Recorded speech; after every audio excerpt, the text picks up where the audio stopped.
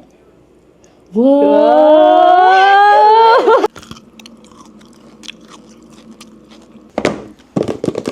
So yun guys, iti-taste test namin to. Trending dito sa TikTok, etong Fix Dessert Chocolate. Tingnan natin siya. Tingnan natin kung totoong masarap ba talaga siya. So, mag-a-honest review talaga tayo dito. First time din namin gagawin yung ganitong klaseng video guys. Yes, first time namin to review ng food. Parang mag-taste test din.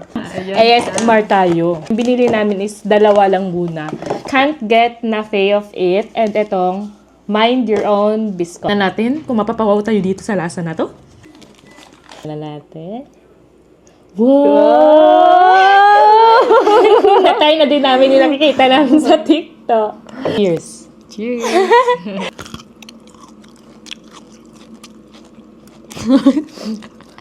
Pag ito ha. Ang mahal pa naman. Dapat masarap. Magkano isa nito? 2-1. 2,100.